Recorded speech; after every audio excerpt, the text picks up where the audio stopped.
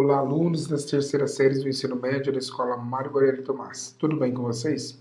Vamos hoje recapitular um pouquinho do que já trabalhamos e também falar hoje sobre direitos, ok? Bom, na nossa última aula, então, nós trabalhamos sobre o significado de ser cidadão, tanto ontem como hoje. Vimos, de modo geral, qual que é o conceito de ser cidadão. Ser cidadão, então, é ter direito à vida, à liberdade, à propriedade, à igualdade perante a lei, ou seja, ter direitos civis. Tudo isso nós já conversamos, falamos sobre cada um desses pontos.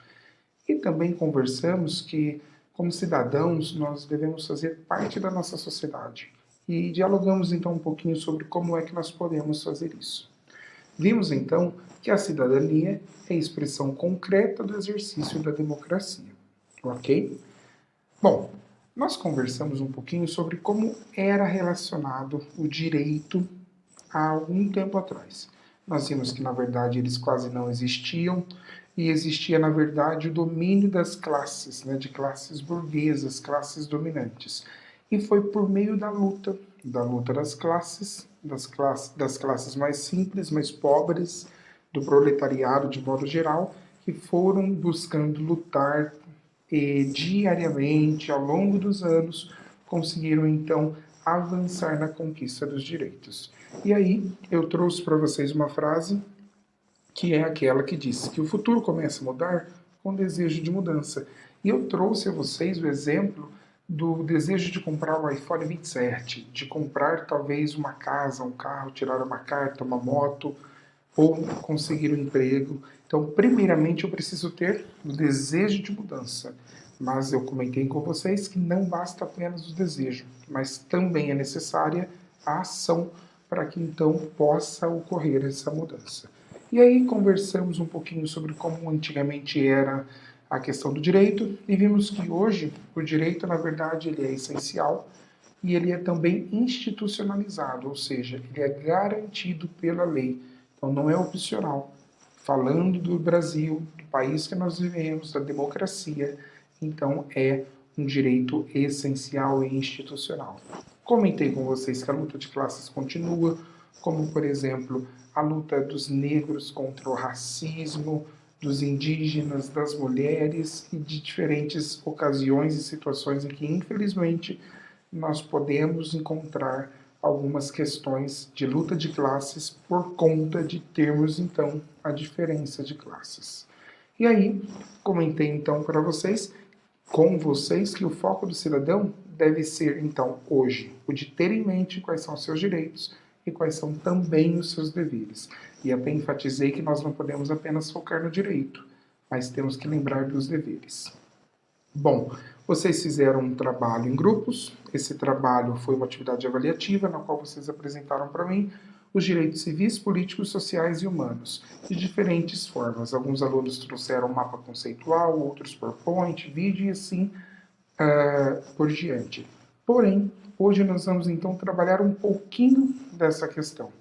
Uma outra aula que nós também vamos ter, no caso, no dia 19, que é na próxima sexta-feira, é um bate-papo com o prefeito do nosso município, que nós vamos conversar com ele um pouquinho sobre cidadania, direitos e deveres do cidadão e toda a questão do cidadão, da sociedade e da política, de modo geral, como nós, cidadãos, estamos ligados à política, querendo ou não, mas estamos ligados a ela como cidadãos viventes em uma sociedade. Bom, já aproveito para dizer a vocês que as perguntas elas vão ser antecipadas pelo e-mail, mas eu vou apresentar como isso será durante a semana pelo Google Sala de Aula. Combinado? Bom, vamos hoje então falar um pouquinho sobre os direitos. E para isso vocês já fizeram a aula invertida, então vocês já pesquisaram bastante sobre esses 4 direitos: civis, políticos, sociais e humanos. Eu não vou trabalhar nessa sequência, mas eu vou comentar sobre eles. Vamos lá.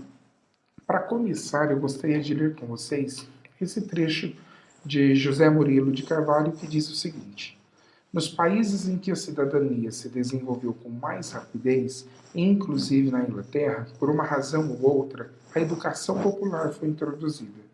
Foi ela que permitiu às pessoas tomarem conhecimento de seus direitos e se organizarem para lutar por eles. A ausência de uma população educada tem sido sempre um dos principais obstáculos à construção da cidadania civil e política. Então eu trago aqui para vocês uma reflexão em que historicamente é comprovado que a educação, que o acesso à educação e a educação de qualidade permite com que nós tenhamos cidadãos críticos, cidadãos que queiram pensar por si próprios, entender os porquês da vida e lutarem pelos seus direitos e também batalharem com os seus deveres. Então eu trago aqui essa reflexão que eu acho que é muito bacana e que vale para os dias de hoje, infelizmente para muitas das sociedades que nós acabamos vendo, países, e por que não pensarmos também no nosso.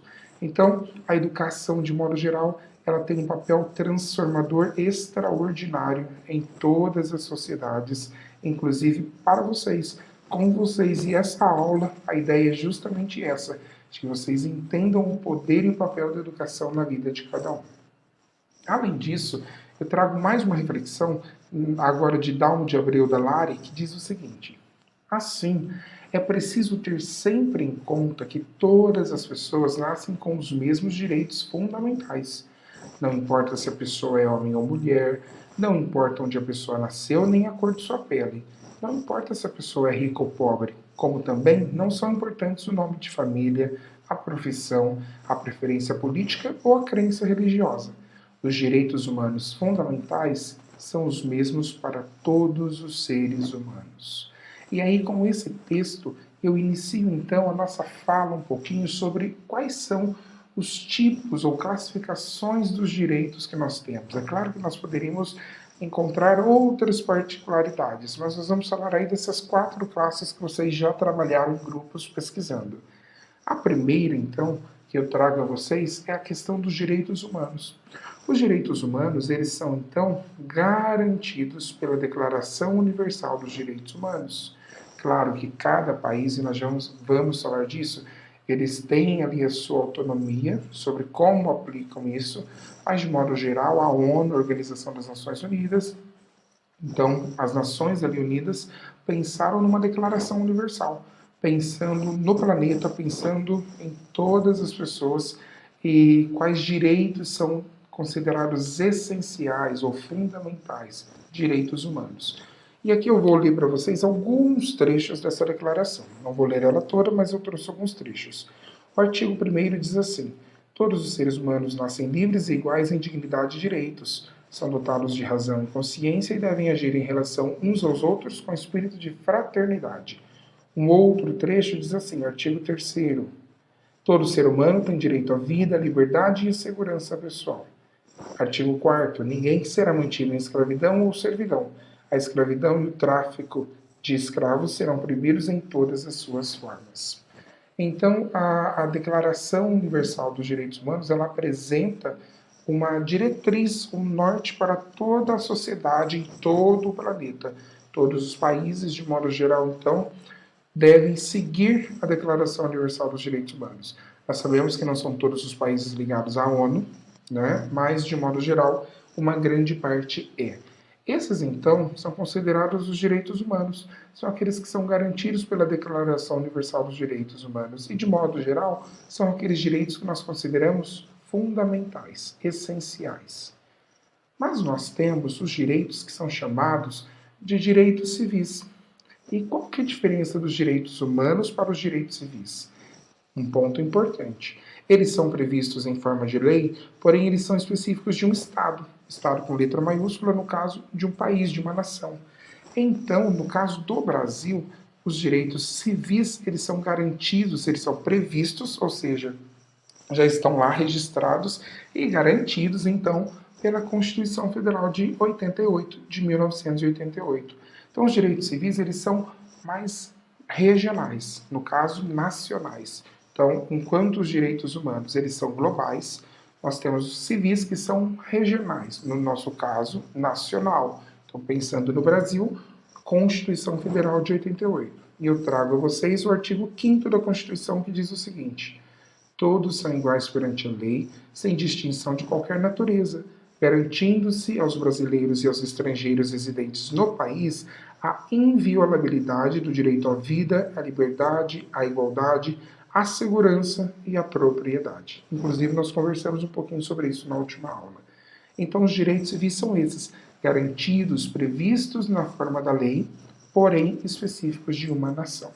E, no nosso caso, a Constituição Federal de 88. Além disso, nós temos os direitos que são chamados direitos políticos. Eles também são nacionais, porque se nós pensarmos, cada nação acaba adotando um sistema de governo diferente. Então, é de acordo com o sistema de governo adotado no país. Vocês vão estudar mais para frente, lá no terceiro bimestre, se não me engano, sobre os sistemas de governo.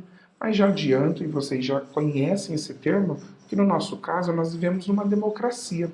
Então, os direitos políticos, eles estão previstos na Constituição de 88 e nós sabemos que no nosso caso, na democracia, nós votamos em representantes que estarão trabalhando, exercendo ações políticas em favor da sociedade que o colocou ali. Seja um vereador, um prefeito, um senador, um deputado ou um presidente. Né? Trago como exemplo a vocês o artigo 14, que diz que a soberania popular será exercida pelo sufrágio universal e pelo voto direto e secreto, com valor igual para todos e nos termos da lei, mediante plebiscito, referendo, iniciativa popular. No nosso caso, nós temos aqui, né, está falando de uma questão específica, mas no nosso caso, como eu disse, nós vivemos na democracia. Então, tudo é resolvido entre o povo, porém, no nosso caso, pelos nossos representantes. Nós colocamos, né, votamos para alguns representantes e eles são aqueles que nos representam em diferentes momentos da sociedade. Então, esses são os direitos políticos. Mas nós temos também o último direito, a última classe, que são os direitos sociais. Não é menos importante. São direitos coletivos. Esses direitos, eles devem, de certa forma, ser ofertados pelas esferas que nós temos no nosso país. As esferas públicas municipais, no caso da cidade, do estado, no caso do governo do estado de São Paulo, ou federal, pelo Brasil de modo geral, né, pelo governo federal, representado por alguns deputados federais, pelos senadores, pelo presidente também, pelos ministérios que nós temos na presidência. Então, de certa forma, por meio de políticas públicas, aqui está errado, aqui é políticas, por meio de políticas públicas é que nós então temos acesso aos direitos sociais. E eu trago aqui para vocês um exemplo. O artigo 6º diz assim: são direitos sociais a educação, a saúde, o trabalho, a moradia, o lazer, a segurança, a previdência social, a proteção à maternidade e à infância, a assistência aos desamparados na forma desta Constituição. Então, os direitos sociais são aqueles coletivos, todos nós temos, porém eles são ofertados pelas esferas públicas.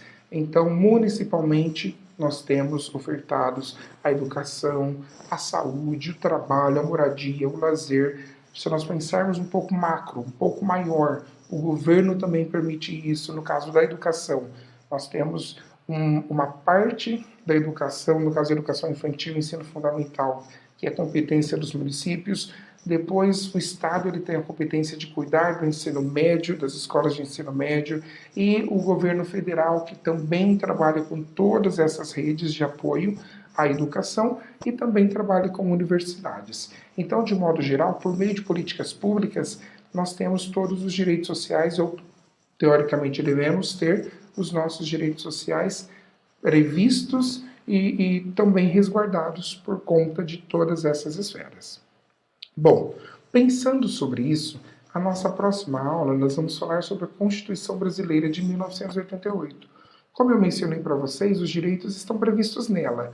Então nós vamos, na próxima aula, falar um pouquinho sobre a Constituição. Ok? Qualquer dúvida, vocês sabem que eu estou disponível no horário da aula para tirar as dúvidas. Um abraço a todos. Tchau, tchau.